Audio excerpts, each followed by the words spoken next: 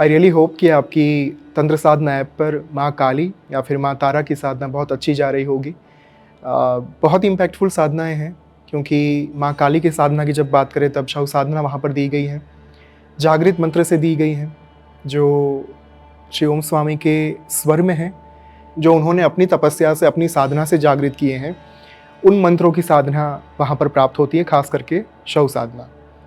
उसके बाद जब माँ तारा की बात करें तब वहाँ पर उनकी स्मशान साधना दी गई है। किंतु आज के इस वीडियो का फोकस तीसरी महाविद्या पर है, जो कि है माँ ललिता महात्रिपुर सुंदरी। तो जब आप माँ तारा की साधना संपन्न करेंगे, उसके बाद जब तीसरी महाविद्या की ओर आगे बढ़ेंगे, वहाँ पर जो साधना दी गई है वो है श्री यंत्र पूजन की साधना। श्री यंत्र को तंत्रराज तंत्र, जो हमारा मूल तांत्रिक ग्रंथ है, जहाँ पर भगवान महादेव और माँ पार्वती के बीच में संवाद हो रहा है, उसमें चक्रराज बताया गया है। श्री यंत्र चक्रों का राजा है, श्री चक्र का राजा है, और वहीं से सभी देवी देवताओं के विभिन्न प्रकार के यंत्रों का प्राकट्य हुआ, प्रादुर्भाव हुआ। तो ये बात बहुत रोचक है, जानने लायक है कि आखिर क्यों श्री यंत्र को यंत्र राज की संज्ञा दी गई। आखिर क्यों श्री यंत्र जो है वो एम्पेरर ऑफ यंत्रास माना जाता है। आखिर क्यों श्री यंत्र पर की जाने वाली प्रत्येक उपासना, प्रत्येक साधना, उनके भीतर जितनी भी शक्तियाँ निहित हैं, उन शक्तियों को जागृत करने से क्यों आपके जीवन में material as well as spiritual growth की प्राप्ति हो सकती है, ये अपने आप में एक बहुत ही सुदीर्घ विज्ञान है। तो आज इसी यात्रा की हम शुरुआत करेंगे, आरंभ करेंगे माँ त्रिपुर सुंदरी के प्राकट्य की कथा के साथ। क्योंकि यदि श्री यंत्र के बारे में जानना है, जहाँ पर बिंदु जो बीच में 9वां आवरण है, सबसे मध्य में आप एक डॉट देखेंगे। उस डॉट को नाम दिया गया सर्वानंदमय चक्र, और उसी डॉट में, उसी बिंदु में माँ का निवास स्थान है। इसलिए माँ को एक नाम भी दिया गया है बिंदुवासिनी। तो जहाँ पर माँ स्वयं निवास करती हैं, माँ आदि पराशक्ति ललिता महात्रिपुर सुंदरी का निवास स्थान जिस यंत्र में है, उस यात्रा की शुरुआत, उस कथा की शुरुआत उनके प्राकट्य के साथ ही होनी चाहिए, ऐसा मेरा दृढ़ मानना है। तो हम सब इस कथा से परिचित हैं कि जब महादेव को समाधि से उठाने के लिए कामदेव के द्वारा उनके ऊपर तीर चलाया गया, तब महादेव का तीसरा नेत्र खुला और वहाँ से जो अग्नि ज्वाला निकली, उस अग्नि ज्वाला के माध्यम से कामदेव जो है वो भस्मीभूत हो गए। उनके द्वारा जो तीर छोड़ा गया था, काम रूपी तीर, प्रेम रूपी तीर, वो महादेव तक पहुँचे उसके पहले ही महादेव ने अपने तीसरे नेत्र से कामदेव, जो समस्त संसार के काम के अधिपति थे, द गॉड ऑफ डिज़ायर थे, उन्हें भस्मीभूत कर दिया। और ये इसलिए होना था क्योंकि माँ पार्वती कठिन तप कर रहे थे, और उनके तप के कारण जो है वो महादेव के साथ उनका विवाह होना सुनिश्चित था। अगर ये विवाह नहीं होता तो सृष्टि आगे नहीं बढ़ पाती, और ये जो एक चक्र है जीवन का, वो आगे नहीं बढ़ पाता। तो इस चक्र को आगे बढ़ाने के लिए, ब्रह्मांडीय साइकिल को आगे बढ़ाने के लिए माँ पार्वती और महादेव का मिलन नितांत आवश्यक था। कामदेव भस्मीभूत हुए और उनके द्वारा जो तीर चलाया गया था, उनके कारण महादेव अपनी समाधि से बाहर आए, और उस घटना के बाद माँ पार्वती और महादेव का विवाह हुआ। किंतु इसके बाद की जो घटना है वो बहुत ही कम जगह पर इसकी बात की जाती है। तो कथा के मुताबिक जब माँ पार्वती और महादेव के विवाह के पश्चात उनके पुत्र श्री गणेश का जन्म हुआ, भगवान गणेश ने कामदेव के उस भस्म से एक शिल्प का निर्माण किया। और यदि भगवान गणेश किसी शिल्प का निर्माण करते हैं तो उसमें प्राणों का संचार होना तो बहुत ही स्वाभाविक माना गया। तो इसी कारण से उस शिल्प में प्राण आ गए और वो जीवित हो गया। किंतु ये कामदेव की भस्म थी, और भस्म से ये शिल्प जो है वो जीवित हुआ था। इसके कारण उसके अंदर एक आसुरिक वृत्ति का प्राकट्य अपने आप हुआ, और उसके चलते उसने पूछा श्री गणेश से कि मुझे महादेव की प्राप्ति करनी है, मैं कैसे करूं। तो श्री गणेश ने उन्हें जवाब दिया कि आप महादेव की उपासना कीजिए। तो भगवान की बात को ध्यान में रखते हुए उस नई आकृति ने तपस्या करना शुरू किया। और इतनी तपस्या की, इतने वरदान प्राप्त किए कि आगे चलकर वो सर्वोच्च शक्तिशाली एक जीव बन गया। किंतु आसुरिक वृत्ति होने के कारण उसका एक नाम पड़ गया भंडासुर। भंडासुर ने धीरे धीरे धीरे त्रिलोक पर आधिपत्य जमाना शुरू कर दिया। अब इसी के चलते सभी देवताओं में चिंता व्याप्त हो गई और इंद्र का आसन जो है वो उनसे छीन लिया गया। भूलोक, भूवरलोक और स्वर्गलोक तीनों के ऊपर भंडासुर का आधिपत्य था और तीनों लोगों की प्रजा जो है वो त्राहिमाम हो चुकी थी भंडासुर के कारण। सभी लोग गए ब्रह्मा विष्णु महेश के पास और इस बात का निवारण लाने के लिए प्रार्थना की गई कि भंडासुर को रोका कैसे जाए।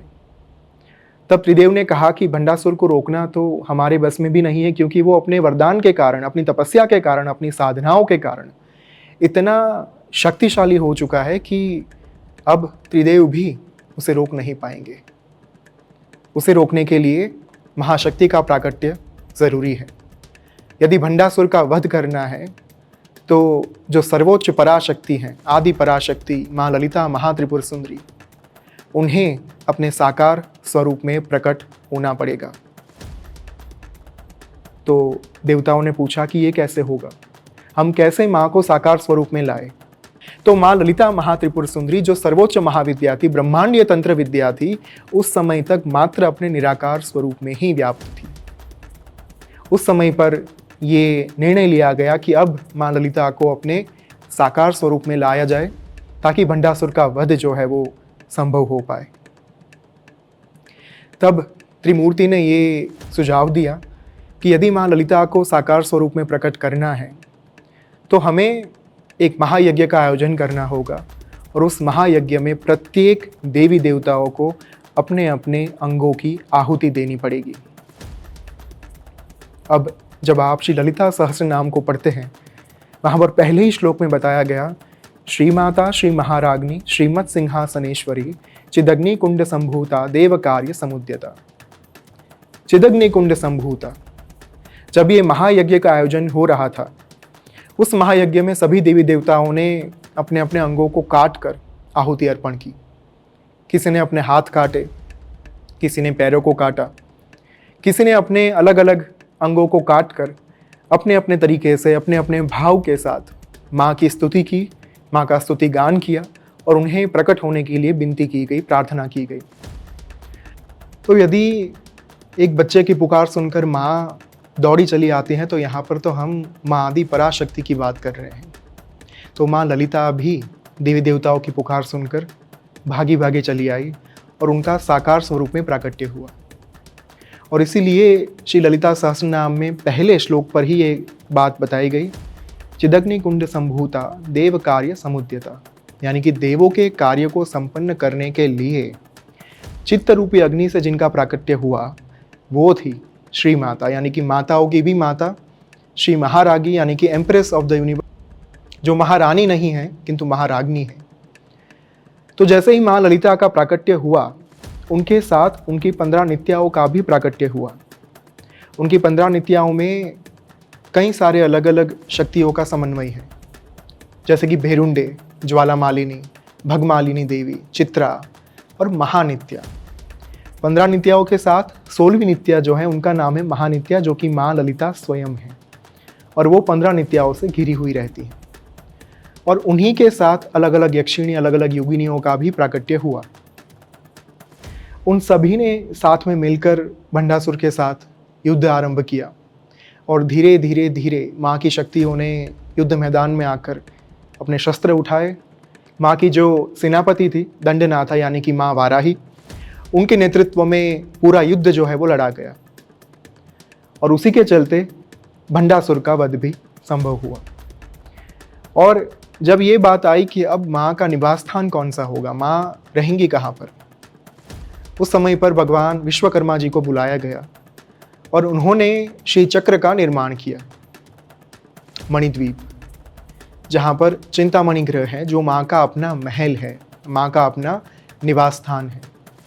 और वहीं पर माँ ललिता महात्रिपुर सुंदरी माँ आदि पराशक्ति निवास करती हैं, जो कि हैं श्री यंत्र के बिल्कुल मध्य में, बिल्कुल मिडल में एक डॉट आपको दिखाई देगा, बिंदु। वहाँ पर माँ का निवास स्थान है और उनके आसपास जितने भी लेयर्स हैं, जितने भी आवरण हैं, उन आवरणों में माँ की विभिन्न शक्तियाँ जो है वो निवास करती हैं। तो इसी तरीके से पूरे श्री चक्र का निर्माण जो है वो संपन्न किया गया और माँ की विभिन्न शक्तियों को रहने के लिए वहाँ पर महल दिए गए। तो जब भी कोई भी साधक माँ ललिता महात्रिपुर सुंदरी तक पहुँचना चाहता है, यदि वो माँ की उपासना करना चाहता है, तो उन्हें श्री यंत्र में निहित, श्री यंत्र में समाविष्ट प्रत्येक शक्तियों को जागृत करना होता है। श्री यंत्र को जागृत किए बिना, श्री यंत्र का पूजन किए बिना माँ ललिता महात्रिपुर सुंदरी को प्रसन्न कर पाना असंभव है। और इसी कारण से खड्गमाला का जो महत्व है वो बहुत ज़्यादा बढ़ जाता है। तंत्र साधना ऐप पर जब आप तीसरी महाविद्या यानी कि श्री विद्या माँ ललिता महात्रिपुर सुंदरी की साधना आरंभ करेंगे, वहाँ पर श्री यंत्र पूजन के माध्यम से, श्री यंत्र साधना के माध्यम से श्री यंत्र की प्रत्येक शक्तियों को जागृत किया जाता है, और वो भी खड्गमाला स्तोत्र के माध्यम से। खड्ग यानी माँ का अपना एक शस्त्र जो माँ अपने हाथों में लिए खड़ी है। और कहीं ना कहीं खड्गमाला स्तोत्र में माँ की जितनी शक्तियाँ हैं, उन सभी शक्तियों को, माँ की जितनी योगिनियाँ हैं, उन सभी योगिनियों को जागृत किया जाता है, उन शक्तियों को जागृत किया जाता है, चक्रेश्वरियों को जागृत किया जाता है, विभिन्न सिद्धियों को जागृत किया जाता है। और इन्हीं जागरण के साथ, इन्हीं इन्वोकेशन के साथ श्री यंत्र की पूर्ण साधना संभव हो पाती है। तो खड्गमाला अपने आप में एक बहुत ही प्रभावशाली, इम्पैक्टफुल साधना मानी गई। और इसी कारण से जब आप तंत्र साधना ऐप पर माँ की ये साधना करेंगे, तब सबसे पहले श्री यंत्र को जागृत किया जाएगा, उसके बाद विभिन्न साधनाएं जो है वो कराई जाएंगी। आई रियली होप आपको इस वीडियो से एक अनन्य जानकारी प्राप्त हुई होगी। If you like this video तो आप अपने मित्रों के साथ इसे शेयर कर सकते हैं। प्लीज़ लाइक द चैनल, अपने डाउट्स और अपने विचार हमारे साथ शेयर करिए। साथ में अपने जिन भी साधक मित्रों को श्री विद्या साधना करनी है या फिर महाविद्याओं की साधना करनी है, उनके साथ ये वीडियो ज़रूर शेयर करिए। धन्यवाद। ओम श्री मात्रे नमः।